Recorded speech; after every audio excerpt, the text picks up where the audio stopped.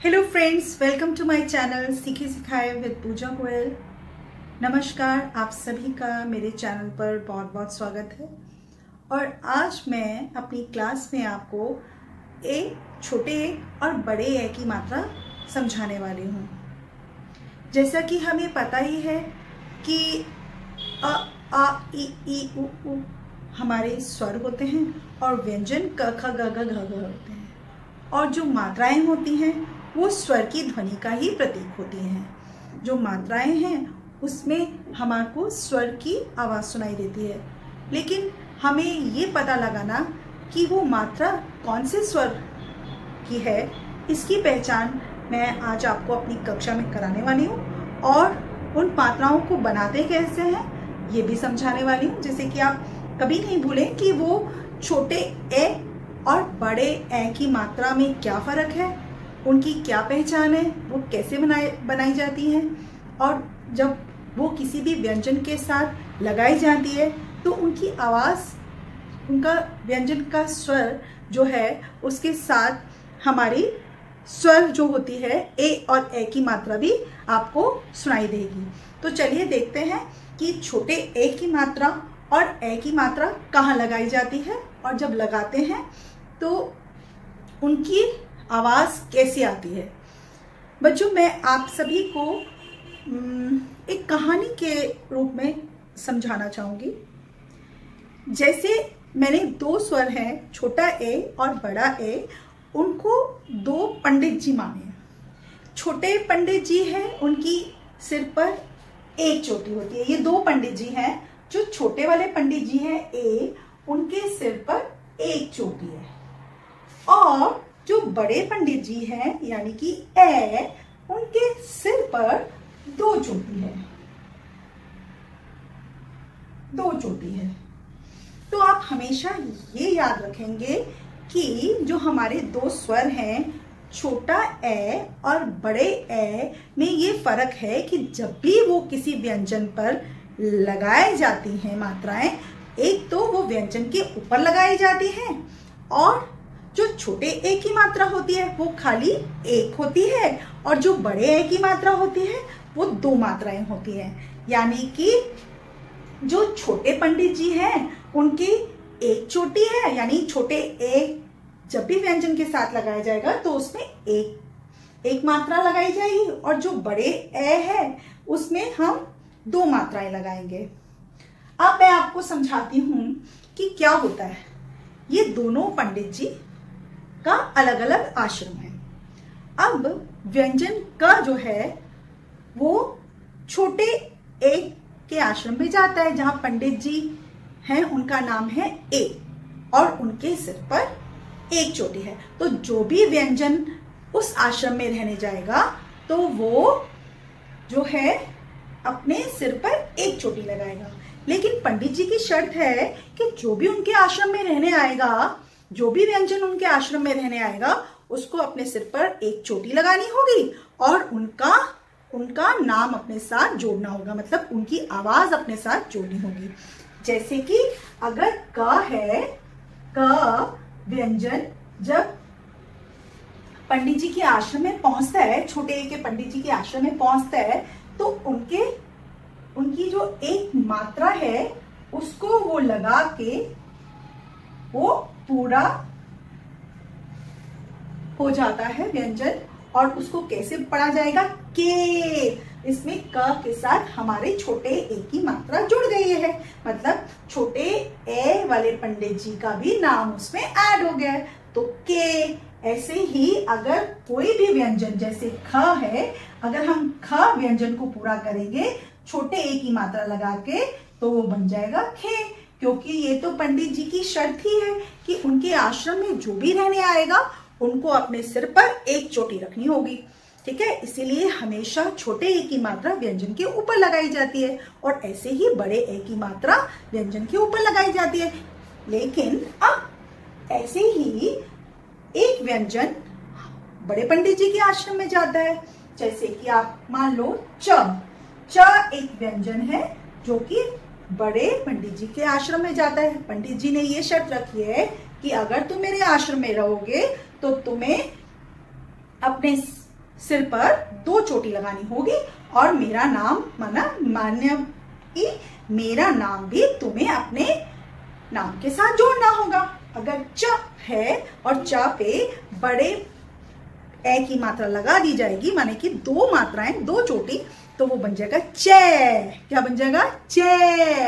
ये पंडित जी का नाम है ए और छोटे पंडित जी का नाम है ए। तो जब भी का पे ए की मात्रा आएगी तो के हो जाएगा, खा पे ए की मात्रा आएगी तो खे हो जाएगा, ग पे ए की मात्रा आएगी तो गे हो जाएगा, घ पे ए की मात्रा आएगी तो घे हो जाएगा।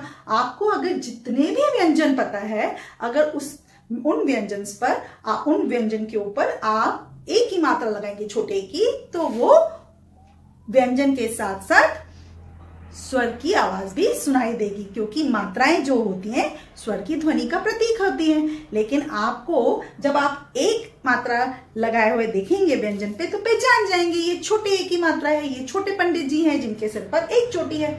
और ए जब च बड़े पंडित जी के आश्रम में जाते हैं तो उनको 2 मात्रा अपने सिर पे लगानी पड़ती है, मतलब 2 चोटी रखनी पड़ती है और अपना साथ में नाम बोलना होता है चे। क्या बोलना होता है? चे। ऐसे ही अगर 6 व्यंजन पहुंचता है बड़े पंडित जी के आश्रम में तो उनको भी शर्त यही है, पंडित जी ने कहा है मेरे आश्रम में अगर रहोगे तो सर पर 2 चोटी रखनी पड़ेगी और साथ में मेरा नाम भी लेना होगा। तो 6 पर जब बड़े ए की मात्रा लगाते हैं तो बन जाता है 6। क्या बन जाता है?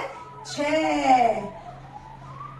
तो बच्चों आप सब एक काम करेगा, क से ह तक व्यंजन लिखेगा और उस सारे व्यंजन पर आपको क्या करना है, सारे व्यंजन पर आपको छोटे ए की और ऐसे ही दूसरे पेज पर भी क से ह लिखिएगा और बड़े ए की मात्रा माने कि 2 मात्राएं आपको लगानी है, जिससे आपको पता चलेगा कि छोटे ए की मात्रा व्यंजन के ऊपर लगाई जाती है लेकिन उस पर 1 चोटी आती है, वो पंडित जी की चोटी है। और बड़े ए की मात्रा बड़े पंडित जी है, उनकी 2 चोटी है और वो 2 मात्राएं लगाई जाएंगी सब व्यंजन पे का से हा तक। तो आप ये करिएगा। अब आगे मैं बताती हूँ कि जब हम जोड़ते हैं अक्षरों को तो कैसे शब्द बनाते हैं। तो चलिए अब हम शुरू करते हैं छोटे ए की मात्रा से। छोटे ए की मात्रा जब व्यंजन पर लगाई जाती है और अक्षरों को जोड़ा जाता है तो कैसे शब्द बनाते हैं, चलिए और सीखते हैं कि पढ़ते कैसे हैं उस शब्द को।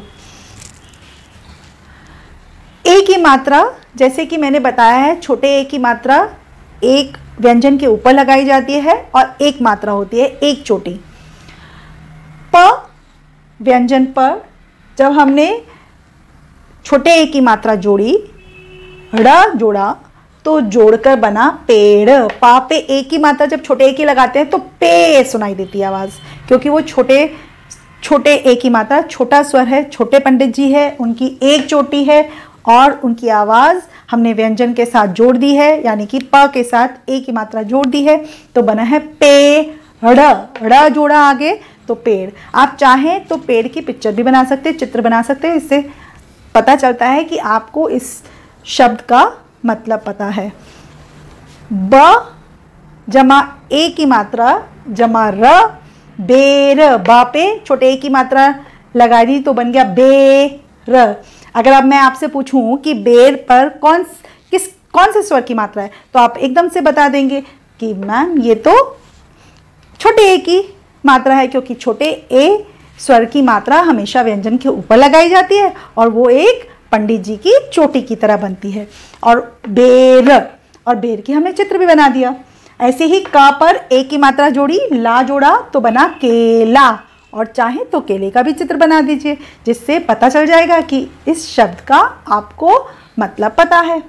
अब बच्चों, अगर हम कोई शब्द लिखा हो और उसको हमें अलग करना है तो हम कैसे अलग करेंगे और कैसे लिखेंगे, चलिए देखते हैं।